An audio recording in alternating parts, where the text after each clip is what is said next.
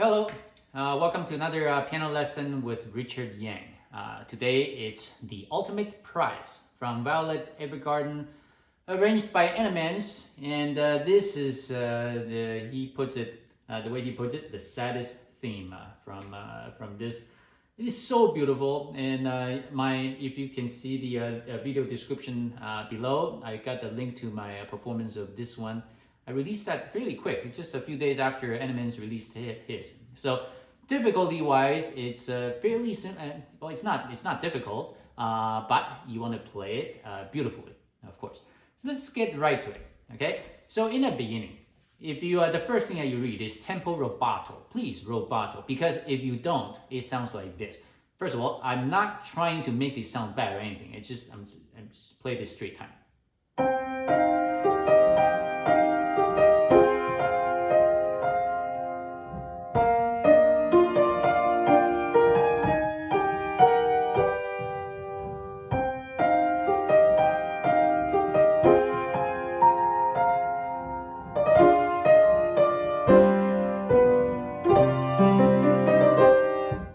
Please, oh my God, that was horrible. So, rubato, what does rubato mean? It's a more relaxed timing, but by definition, if you slow down here, you need to make up your time a little later on. But by bottom line, not straight time, obviously. So the way I do it is that first of all, you need to your nose, left hand, right hand, they don't even need to start at the same time. You don't do this. Right? You can left hand first a little bit. You see? Right? So you just give it a little offset in the timing. And of course, you need to do a lot to do rubato well. You need to listen to a lot of recordings, and then you can see how other pianists or how do this, or and what does it sound right? What sounds right to you? Right? So you can get that on your own. Right? It's really, rubato is not something that we can just teach you, because this is not a mechanical thing, right? It's really up to your interpretation. But the way I do it, I'll play that slowly so you can watch the fingering. Slow down a little bit, and then start again.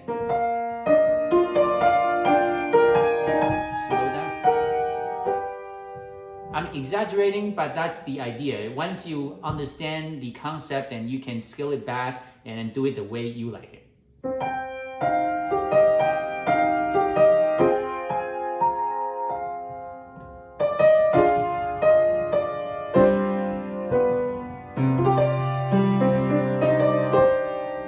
I do a little half pedal on this note, G and C, just so that, because there are too many things before that. If I don't change the pedal, it sounds like this. That's too much. So, and if you change the pedal completely, that is too little. So half pedal. Here, just quickly change half. That takes us to section A. So section A is all about your melody on the right hand.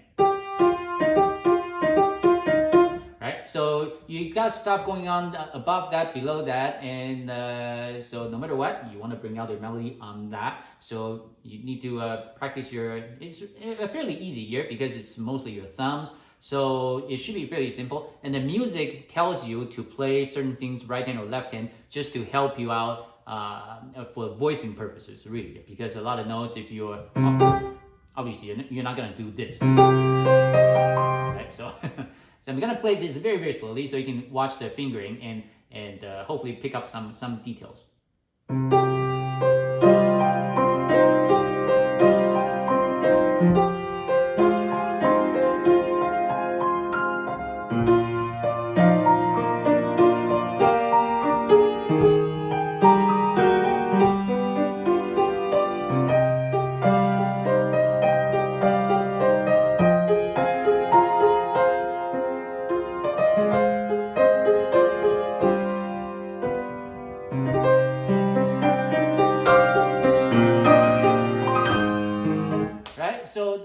So that is on the fingering, and also you've probably noticed the way I do voicing. For example, on the left hand, you have your voicing. Right?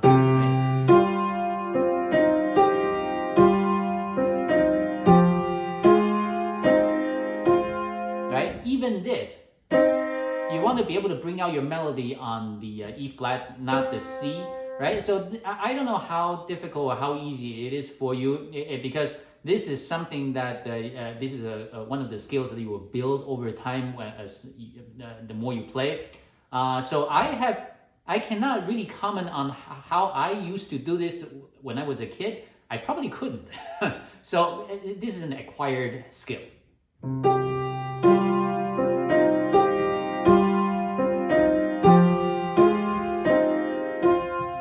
As you can see, I brought out the melodies, and then all the other notes sound fairly, in the background.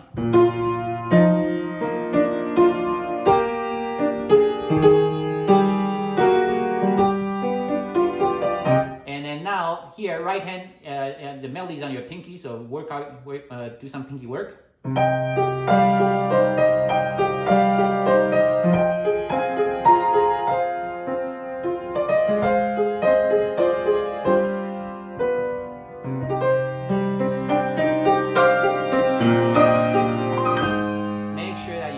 Capture that crescendo before you enter section B. Okay, section B.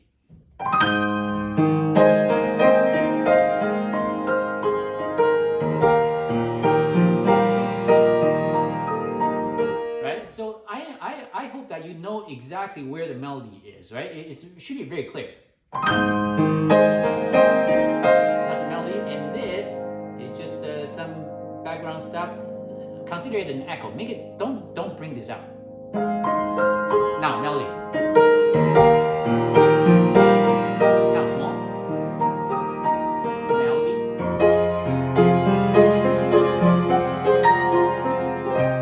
The wrong note there.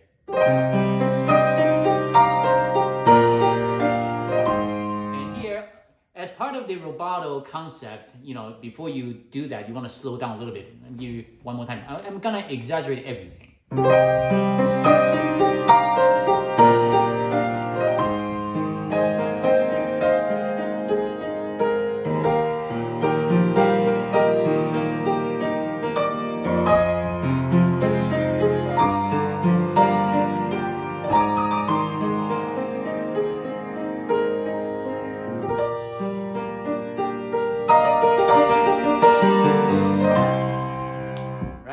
You got that, right? So you can always slow down the video for the fingering, because this is a fairly simple passage, so I'm not gonna go spend much time on it. So right before section C, so section C right before, right? So fingering, you don't really have a choice.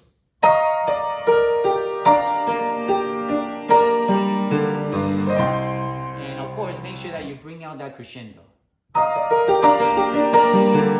And slow down a little bit, and then. And so this is slightly like section B. You have the melody in the middle, and you have a lot of little stuff going on top and above that, below that. The point is, of course, bring out a melody. So you may need to spend some time, because some melodies sometimes it's on your left hand, sometimes on the left hand. So I'll just practice that slowly, because if you after a while, you should be able to do this so naturally. Okay. I'm gonna do that very, very slowly now.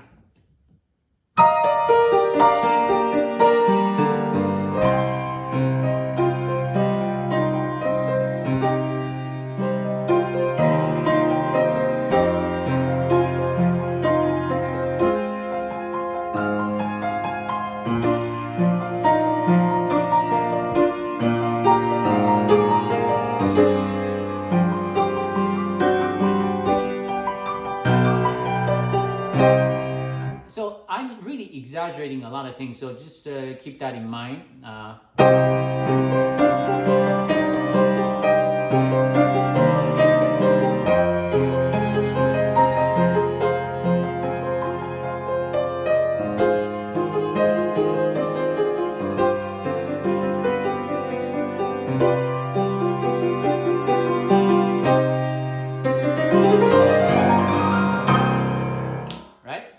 Before we get to the next session, so when you visually see this, like I was exaggerating on my left hand just to show you how to bring out a melody. So I'm gonna do that one last time. Okay?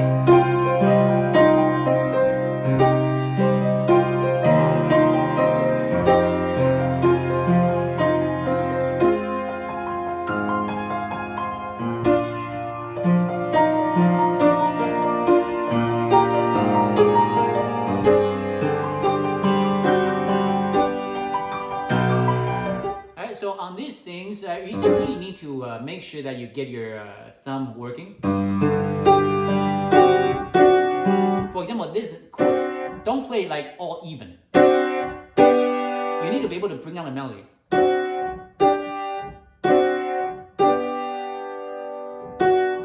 Right? So the way I do it, if you want to just practice, just lean on this side. And put less emphasis on the rest. And you can, don't worry about playing wrong notes when you try to learn how to do voicing, because the idea is you want to make sure that these three notes, for example, you can have a slightly louder volume on the top note, less on the other two, right? So that's the idea. So I'm gonna do second line from the second last line.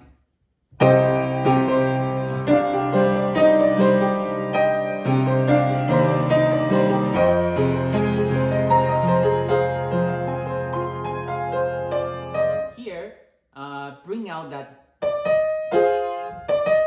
Very, very important, because let me show you the wrong example.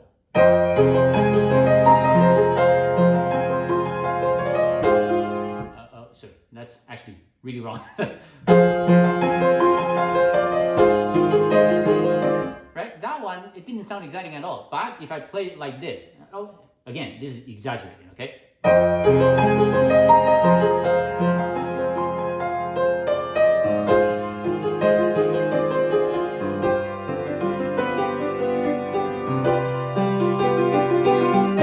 So you want to bring out, give it a mini crescendo, give it a sense of direction.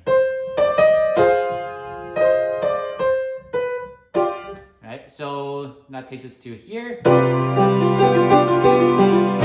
Now, how do you do this run? So it's a C minor, C, or almost C minor with a B flat. So how do you space this, right? It's actually very simple. I use every time you do a changeover, that's when you play the next note on the left hand. So if you break it down this way, it should make more sense.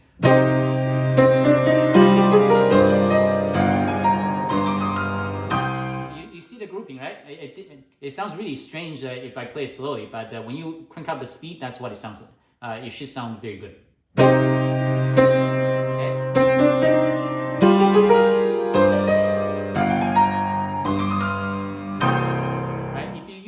Practice without grouping, then you should be able to play that fairly fast very soon.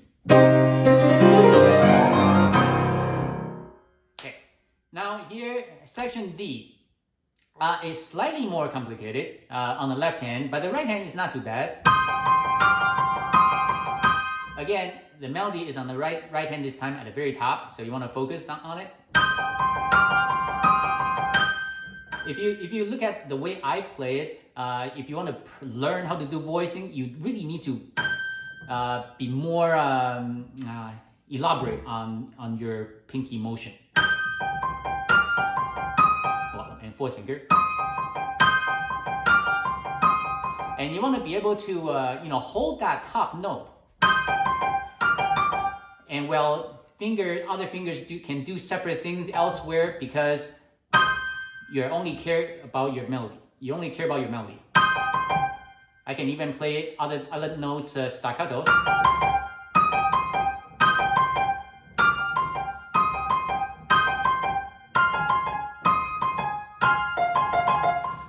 The point is not to, the point is not how to play that. The point is you want to be able to separate your melody note from the rest on the same hand, right? So that is the point. If you can do that, then you're okay. Left hand, I'll do fingering first. I'll play the right hand as well, just so that you can see.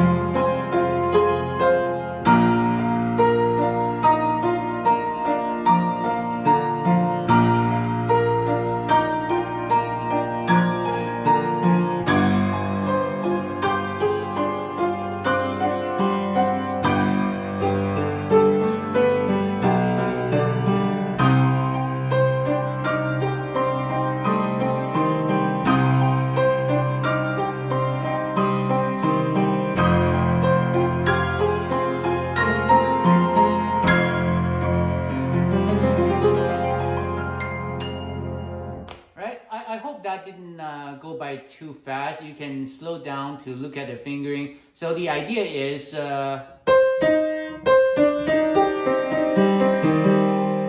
The idea is, you have your C minor chord, and you want to make your it's just the variation of the chord going down, right?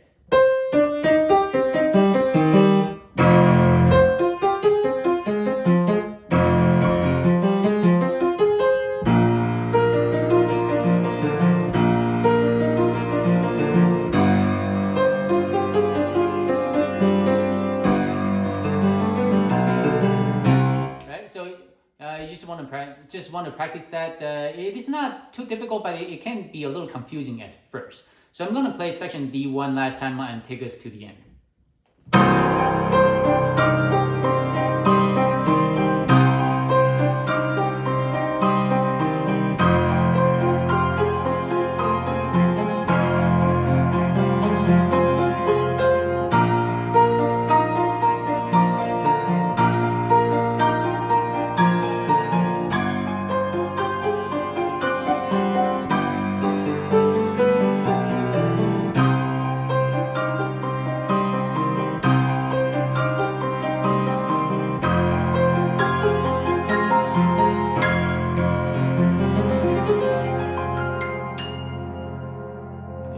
So beautiful. I really love that section. Okay, the end.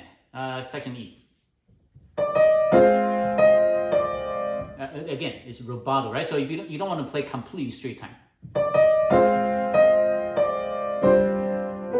slow down a little bit, right? And then again, I'll give it a little bit more. And now very end.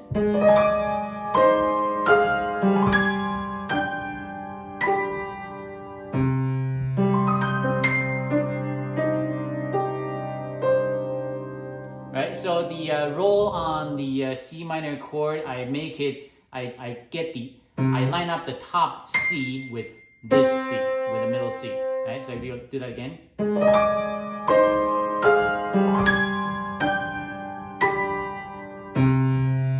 Start here, line up here, right? And you may or may not have a much bigger hand in mind, so this chord might be easier for you. It's very weird for me because it's I cannot stretch my hand like this, right? So I have to do that hand rotation, right?